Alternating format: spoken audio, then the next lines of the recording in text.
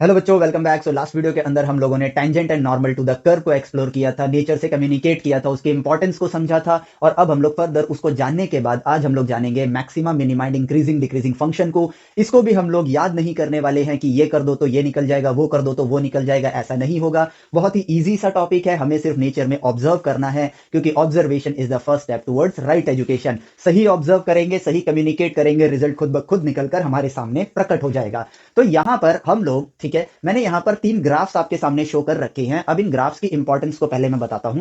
Basically ये मेरा पहला ग्राफ है जिसमें मैंने एक रैंडम कर्व लिया है, ठीक है, और ये है मेरा y is equal to f of x, एक फंक्शन है, ठीक है, जिसको हमें ऑब्जर्व करना है। और साथ ही साथ हम एक दूसरा ग्राफ भी प्लॉट करेंगे, जो कि जिसमें x एक्सिस पर तो x कोऑर्डिनेट ही है, बट y एक्सिस अब यहां पर f डैश x है, यानी कि यहां पर हर पॉइंट पे जो उसका डेरिवेटिव निकलेगा, जो rate of change of y with respect to x निकलेगा, उसकी वैल्यू को हम यहां पर प्लॉट करेंगे। यहां पर हम प्लॉट करेंगे, उसको एनालाइज करेंगे बाय ऑब्जर्विंग, और फिर इसका जो ग्राफ बनेगा हम उसके डेरिवेटिव को यहां पर प्लॉट करेंगे, because it is F double dash x, यानी सेकंड डेरिवेटिव हम लोग करेंगे और यहां पर उस चीज को हम प्लॉट करेंगे।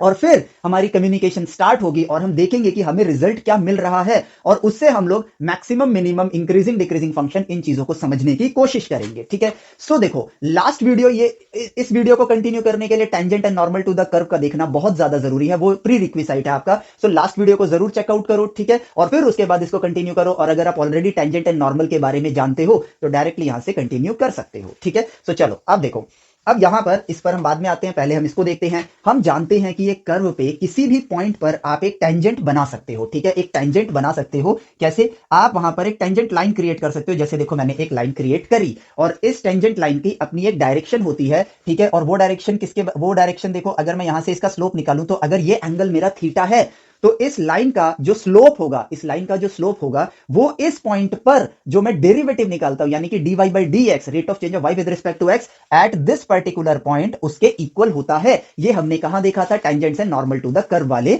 वीडियो के अंदर हमने उसको ऑब्जर्व किया था और समझा था, ठीक है। सो अब यहां पर बेसिकली मैं क्या करने वाला हूं, मैं यहां पर टेंजेंट्स की वैल्यू को सेकंड ग्राफ में प्लॉट करने वाला हूं। तो यहां पर हम देखते हैं, अब हर जगह तो मैं लाइन नहीं बना सकता, बट स्केल की मदद से मैं हर पॉइंट पे आपको टेंजेंट की अप्रोक्सीमेट वैल्यू दिखाने की कोशिश करूंगा। तो अगर मैं फर्स्ट पॉइंट ओरिजिन के पास अगर मैं टेंजेंट देखूं, तो ये देखो, अप्रोक्सीमेटली आपको जो एंगल नजर आएगा वो 80 डिग्री के नियर बाई नजर आ रहा है। और 80 डिग्री के नियर बाई यानी कि tan थीटा, इसका स्लोप किसके बराबर होगा? इस लाइन का, ये टेंजेंट लाइन बन जाएगा, इसको आप टेंजेंट लाइन की तरह देखोगे, तो इसका जो थीटा बन रहा है एक्स एक्सिस से, दैट इज tan 80 डिग्री। जो स्लोप बन रहा है दैट इज tan 80 डिग्री, और tan 80 डिग्री की वैल्यू बहुत बड़ी होती है, ठीक है। अब देखो थीटा, अब सबसे पहले हम ट्रिग्नोमेट्री में से हम ये जानते हैं कि थीटा अगर 0 से 90 डिग्री के बीच में होगा तो उसकी वैल्यू 0 से इंफिनिटी तक जाती है। और जब वो 90 से 180 के बीच में आ जाता है एंगल आपका, तो वैल्यू आपकी माइनस इंफिनिटी से, देखो यहां पर 90 पे आती है इंफिनिटी, और जैसे ही आप 90 से थोड़ा आगे जाते हो वो स्विच कर जाती है नेगेटिव जोन में, माइनस इंफिनिटी से 0 की तरफ आती है, ठीक है। अब नेचर से कम्युनिकेट करते हैं।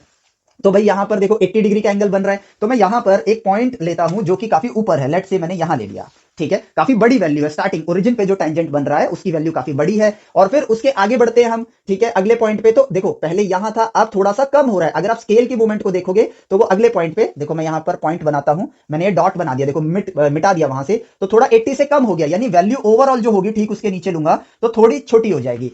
अब आगे बढ़ रहा हूं तो देखो वैल्यू मेरी और कम हो रही है tan थीटा की, यानी वैल्यू ओवरऑल देखो कम हुई, ठीक है, कम होती है। और फिर मान लो यहां तक आते आते वो ऑलमोस्ट देखो 45 डिग्री के आसपास आ गई है, तो हम यहां पर 1 तक पहुंच जाते हैं, ठीक है। यहां पर मैंने 1 लिया हुआ है।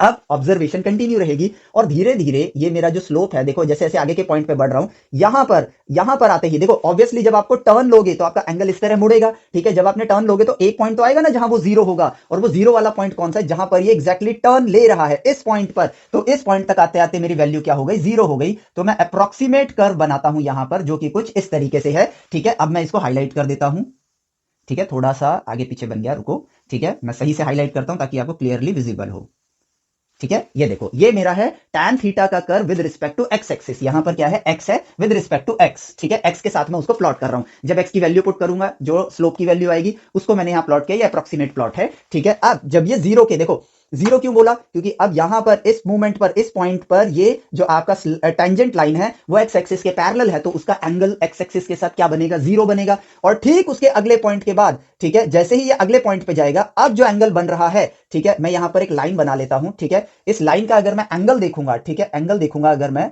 आगे नहीं बनाता हूं, ठीक है, एक्स एक्सिस को थोड़ा ऊपर ले लेता हूं, एंगल हमेशा एक्स एक्सिस से लिया जाता है।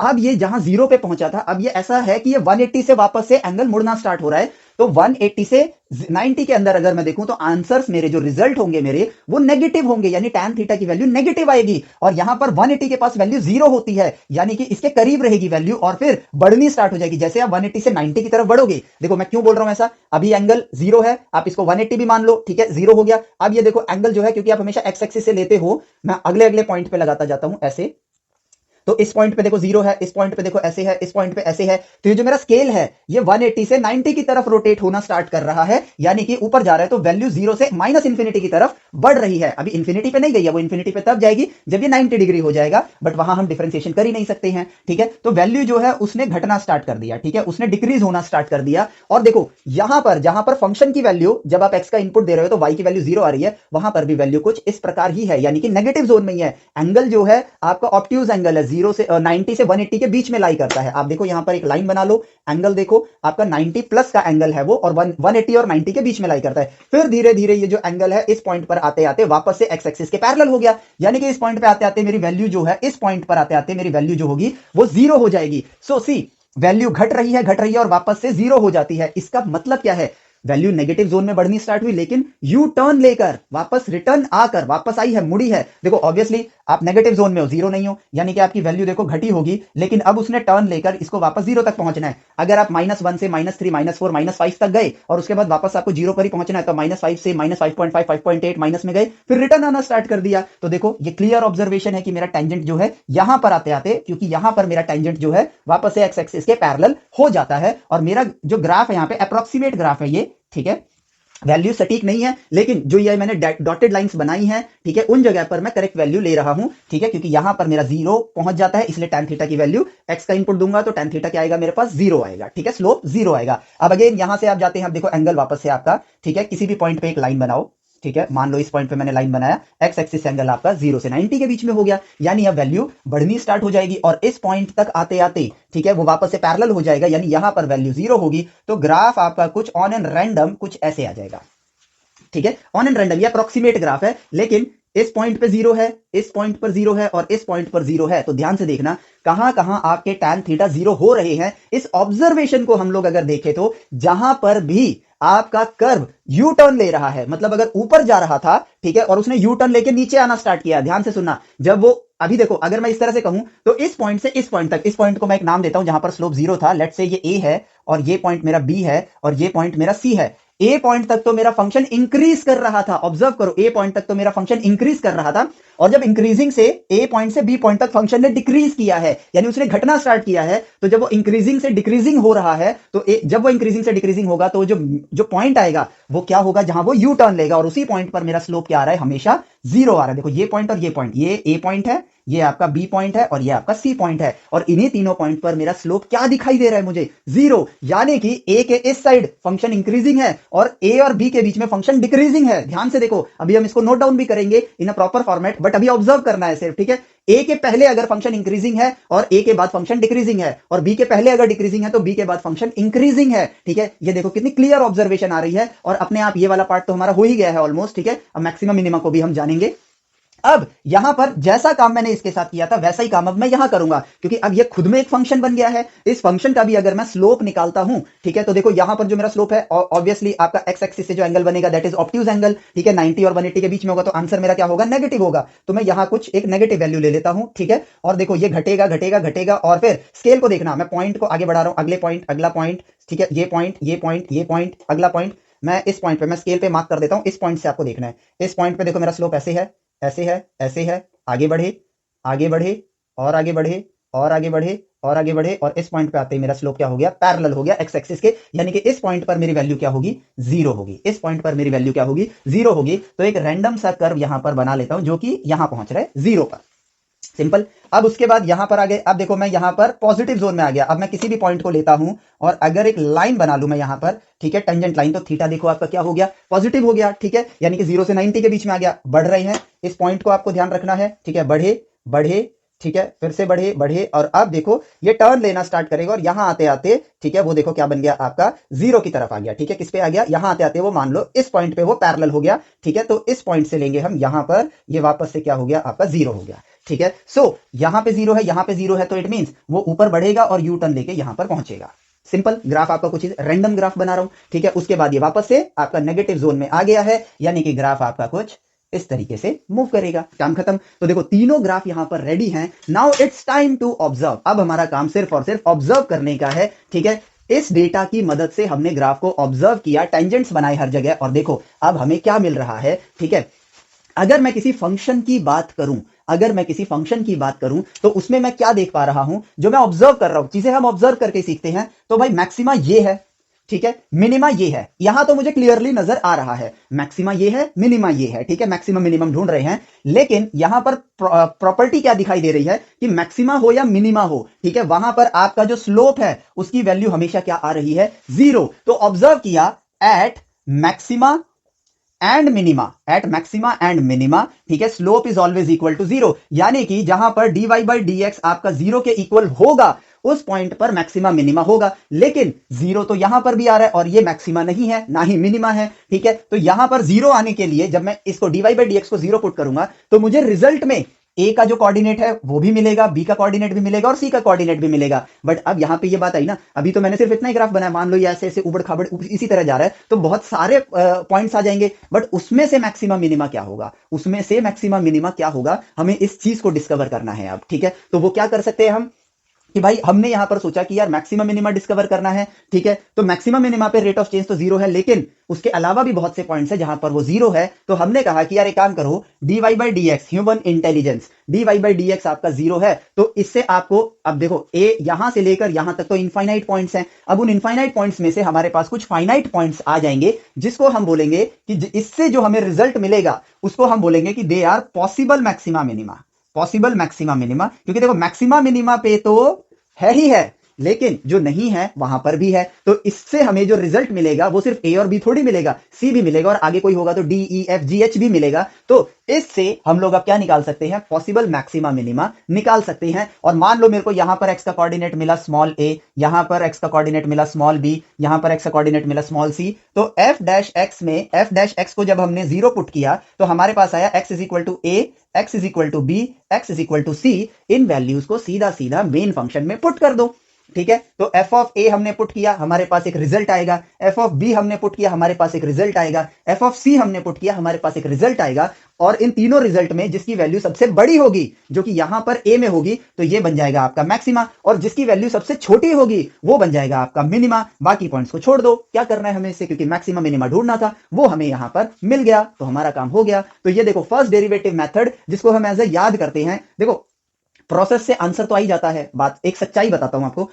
D y by d x, अगर मैं इसको ऐसे पढ़ू, कोई भी फंक्शन हो, डेरिवेटिव निकाल दो, डेरिवेटिव निकाल दो, फिर उसमें जो उसको 0 पुट कर दो, 0 पुट कर दो, आपको एक्स की कुछ वैल्यूज मिल जाएंगी, उसको फंक्शन में पुट कर दो, जो सबसे बड़ी वो मैक्सिमा, जो सबसे छोटी वो मिनिमा। ये हुआ प्रोसेस को याद करना, ठीक है। लेकिन ये आया कैसे, इसको हम फील करेंगे, तभी तो हम एक सच्चे मैथमेटिशियन बनेंगे, सच्चे थिंकर बनेंगे, सच्चे ऑब्जर्वर बनेंगे। करना तो अभी भी वही है जिसको हम स्टेप्स की तरह याद कर रहे थे, आज उसको ऑब्जर्व कर रहे हैं, ताकि कल जब हमारे पास कोई नई चीज आए जिसको हमने पढ़ा भी ना हो, तो हम ऑब्जर्व करने लायक रहें। हमारी आदत ही ऑब्जर्व करने की होगी, तो हम सही दिशा में उस चीज को जब देखेंगे तो खुद ब खुद रिजल्ट निकल कर आएगा। अब इसको हम याद करें, लेकिन अभी तो हमें इस चीज को याद करने की जरूरत नहीं है, ये इंफॉर्मेशन नेचर खुद दे रहा है हमें। तो रियलिटी में अगर सक्सेसफुल इंसान बनना है, आगे बढ़ना है, तो नेचर से ही तो हमें कम्युनिकेट करना होगा, और नेचर से कम्युनिकेट आप ऑब्जर्व करके ही कर सकते हो। तो सही ऑब्जर्व करो, रिजल्ट खुद ब खुद सामने आ जाता है। तो हमें तो क्या चाहिए, किसी भी नई चीज का सॉल्यूशन, और वही तो दे रहा है नेचर हमें। नेचर हमारा दोस्त है, आपको उसे सही तरीके से बात करनी है। अगर उसको आपकी बात पसंद नहीं आई, यानी कि आपने मैथमेटिकली बात नहीं करी, तो उसको समझ ही नहीं आएगी।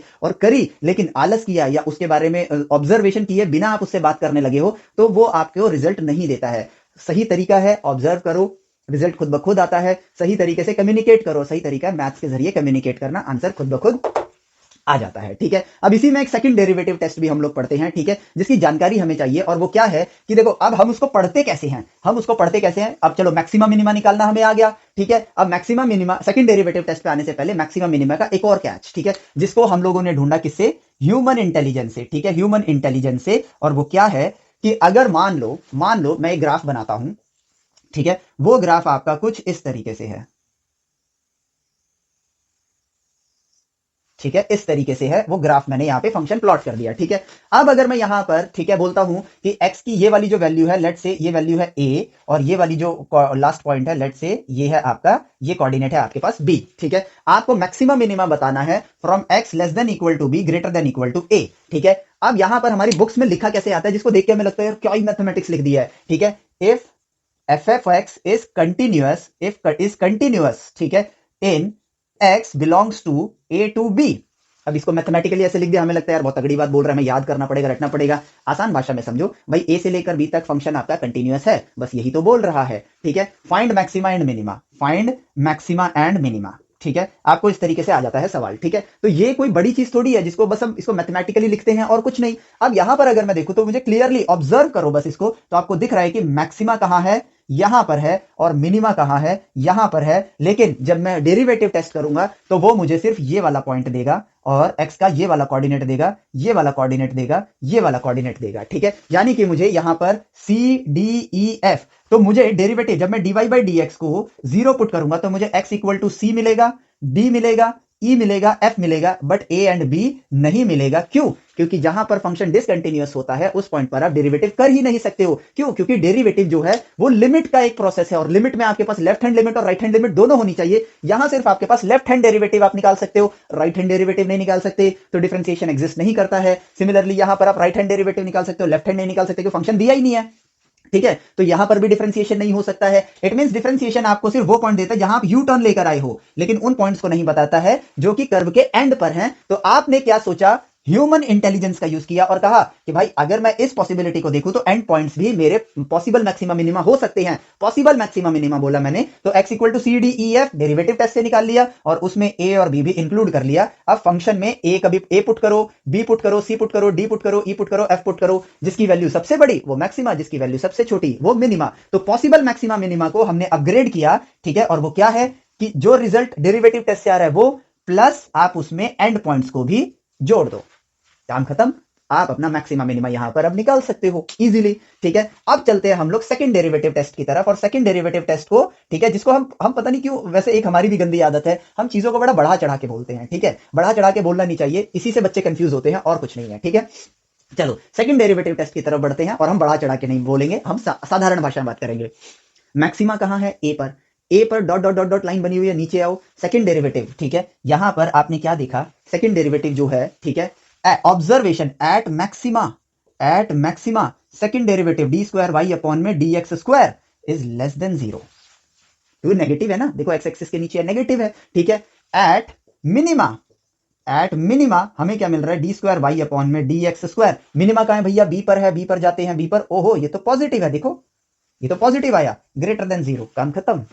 हम सोचते रहते हैं इसके बारे में, कैसे मिला होगा, कैसे मिला होगा, कैसे मिला होगा, ऑब्जर्व करके मिला है, और क्या है।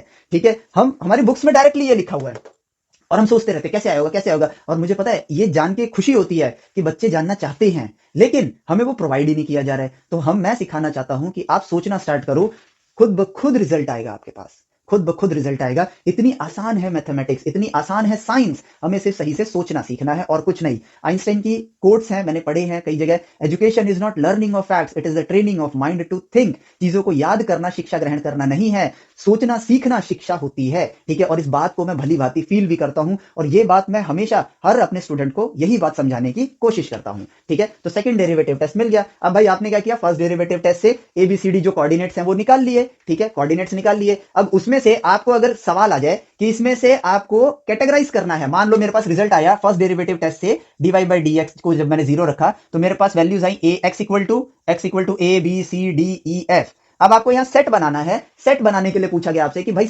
बताओ ऐसी कौन कौन सी वैल्यूज हैं इनमें से जहां पर ये पॉसिबल मैक्सिमा है। तो आपको एक सेट बनाना है पॉसिबल मैक्सिमा का। ठीक है, तो वहां पर क्या करोगे, इन वैल्यूज को सेकंड डेरिवेटिव में पुट करो, सेकंड डेरिवेटिव का जो इक्वेशन बना है उसमें पुट कर दो, और जब आप उसमें उसको पुट कर दोगे तो आपका जब x की वैल्यू उसमें पुट करोगे, मान लो आपने a पुट किया, आंसर आया नेगेटिव, तो वो बन गया पॉसिबल मैक्सिमा। b पुट किया, आंसर आया आपका पॉजिटिव, तो वो पॉसिबल मिनिमा वाले सेट में चला जाएगा, पॉसिबल मिनिमा वाले सेट में चला जाएगा b। ठीक है, c यहां आ गया, मान लो d यहां आ गया, और E यहां आ गया, और F यहां आ गया, तो देखो सेट्स आपके बन गए। ठीक है, और कई बार बच्चों को लगता है कि यार जब पहला मिला है तो दूसरा मिनिमा ही होगा, ऐसा भी नहीं होता है। ठीक है, क्यों? क्योंकि हम देखो, हम चीजों को याद करने की हैबिट बनाते हैं, नहीं, चीजों को ऑब्जर्व करने की हैबिट बनाओ। ठीक है, क्या ऐसा हो सकता है कि A पॉसिबल मैक्सिमा हो और B जो है वो भी पॉसिबल मैक्सिमा हो? ऐसा हो सकता है, देखो कैसे।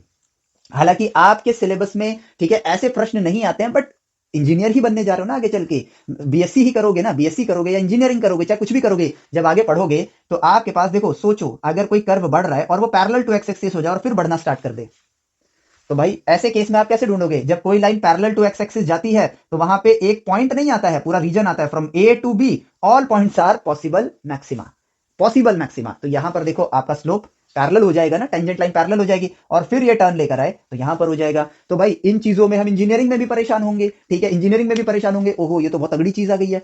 ऑब्जर्व करो, हर तगड़ी चीज बहुत ही आसान सी है, हम सिर्फ ऑब्जर्व नहीं करते हैं, इसीलिए हमें चीजें बहुत तगड़ी लगती हैं, ऐसा लगता है कि यार ये तो अलग ही लेवल की मैथमेटिक्स है, क्या ही लिखा हुआ है। ठीक है, इसी चीज को अगर मैं बिना इसके समझाता, बिना इस ऑब्जर्वेशन के करता, तो मुझे सच में एक खौफनाक सी चीज लगती। ठीक है, if f of x is continuous from x belongs to, capital bracket लगाएंगे, a to b, then dy by dx equal to 0 will lead to possible maxima and minima. Then d square y by dx square less than 0, they are possible maximas. If d square y by dx square greater than 0, they are possible minimas. ठीक है, सिर्फ इतना लिख दूं मैं तो लगेगा कि यार क्या खतरनाक सी चीज लिखी है, लेकिन सिर्फ 3 ग्राफ बनाए, ऑब्जर्व कर लिया उसे हमने, अपनी हर वीडियो के अंदर क्या किया है, चीजों को सिर्फ ऑब्जर्व किया है, रिजल्ट खुद ब खुद चल कर आया है हमारे पास, तो हमें सिर्फ ऑब्जर्व करना है और कुछ नहीं।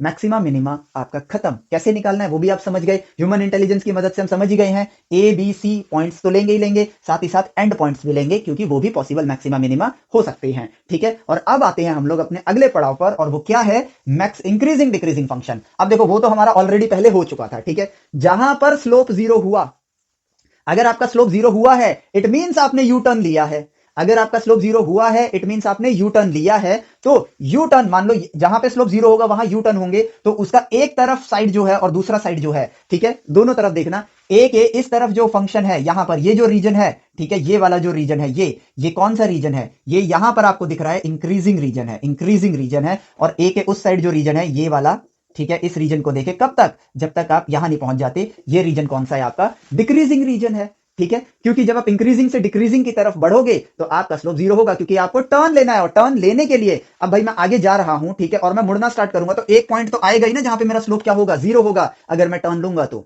ठीक है, सिंपल सा लॉजिक है, अगर मैं 0 से 1 पे गया और 1 से वापस 0 पे आया तो मुझे टर्न लेना ही पड़ेगा, या फिर मैं कहूं मुझे 1 से -1 पर जाना है तो बीच में 0 पड़ेगा ही पड़ेगा। तो आप पॉजिटिव हो और यहां पर स्लोप आपका नेगेटिव है, तो जब आप पॉजिटिव से नेगेटिव की तरफ आ रहे हो तो बीच में 0 आना तय है, क्योंकि कंटिन्यूअस है कर्व आपका, और तय वो आएगा ही आएगा। ठीक है, डिसकंटिन्यूअस में ना आए लेकिन कंटिन्यूअस में तो आएगा। ठीक है, सिंपल सा लॉजिक, यहां पर स्लोप आपके पॉजिटिव है, यहां स्लोप नेगेटिव है, और स्लोप की वैल्यू आप पॉजिटिव से नेगेटिव की तरफ जा रहे हो, तो आंसर में 0 आना तय है, और वही पॉइंट आपके पॉसिबल मैक्सिमा मिनिमा थे। तो पॉसिबल मैक्सिमा मिनिमा वाले जो पॉइंट है उसके एक तरफ या तो फंक्शन डिक्रीजिंग होगा या फंक्शन इंक्रीजिंग होगा, एज सिंपल एज दैट। ठीक है, एज सिंपल एज दैट। और अब अभी जो फंक्शन है उसको ऑब्जर्व करते हैं, ये जो रीजन है, ठीक है, ये इंक्रीजिंग रीजन है। ठीक है, और इंक्रीजिंग रीजन में मेरे स्लोप की वैल्यू देखो, ये एक्स एक्सिस के ऊपर है, वाई की सारी वैल्यूज यहां पर क्या है, यानी कि dy by dx यहां पर क्या है, ग्रेटर देन 0, ये क्या है यहां पर, ग्रेटर देन 0। और जहां पर फंक्शन मेरा इस a से लेकर इस b तक डिक्रीजिंग है, वहां पर देखो पूरा b तक, यहां से लेकर यहां तक 0 है ना, उसके बीच में जितने भी पॉइंट हैं, चाहे वो ऊपर भी उठा हो लेकिन है तो नेगेटिव, यानी कि यहां पर है dy by dx less than 0। ठीक है, तो इंक्रीजिंग रीजन, ठीक है, डिक्रीजिंग रीजन, यहां पर रीजन लिख देता हूं। ठीक है, इंक्रीजिंग रीजन, डिक्रीजिंग रीजन, ये देखो रिजल्ट मिल गया मुझे, काम खत्म। फिर वेरीफाई करते हैं आगे, b के बाद तो फंक्शन इंक्रीज कर रहा है, देखो वैल्यू ठीक b के नीचे वैल्यू 0 है, उसके बाद देखो मेरी डेरिवेटिव की जो वैल्यूज हैं वो c पर जाकर 0 होंगी, लेकिन है तो पॉजिटिव, वापस से देखो ग्रेटर देन 0 हो गई, इंक्रीजिंग डिक्रीजिंग फंक्शन हमें मिल गया। कैसे, एक मेरे पास फंक्शन है, उसका मैं क्या करूंगा, डेरिवेटिव निकालूंगा। ठीक है, y is equal to f of x है, जिसको मैं 0 पुट करूंगा, 0 पुट करने के बाद मुझे x इक्वल टू मान लो a b और c मिल गया। ठीक है, अब मैं यहां पर a b c मिला है, तो मैं क्या करूंगा, यहां पर देखो, यहां मुझे डेरिवेटिव को देखना है, पिछली बार मैंने फंक्शन में वैल्यू पुट करी थी क्योंकि फंक्शन का मैक्सिमम मिनिमम चाहिए था ना, लेकिन यहां पर मुझे क्या देखना है, डेरिवेटिव देखना है। क्यों? क्योंकि मुझे यहां दिख रहा है कि डेरिवेटिव यहां पर पॉजिटिव है, तो मैंने dy बाई dx में, ठीक है, ए बी सी को नंबर लाइन पे प्लॉट किया। ए मान लो बी उससे बड़ा है, सी उससे छोटा है, ए पर तो जीरो आएगा, बी पर भी जीरो आएगा, सी पर भी जीरो आएगा, तो ए के लेफ्ट साइड में गया मैं, ए के लेफ्ट साइड में गया। मान लो यहां पर कोई वैल्यू है जो ए से छोटी है, ए से छोटी है, मान लो डी है, तो मैंने इसमें x equal to d put किया और रिजल्ट आया ग्रेटर देन जीरो। तो इट मींस ए के इधर वाला रीजन क्या हो गया मेरे पास, इंक्रीजिंग रीजन। ठीक है, अब ए और बी के बीच में कोई वैल्यू ली, जैसे मान लो ए आपका 1 है, बी आपका 3 है, तो इसके बीच में 2 आएगा, 1.3 आएगा, 1.7 आएगा, 2.1 आएगा, उसको फंक्शन में पुट किया, आंसर नेगेटिव आ गया, तो ये डिक्रीजिंग रीजन में आ गया। ठीक है, और फिर बी और सी के बीच में एक वैल्यू ले ली, ठीक है, और उसमें अगर आंसर पॉजिटिव आ गया तो इंक्रीजिंग रीजन, और सी के आगे मान लो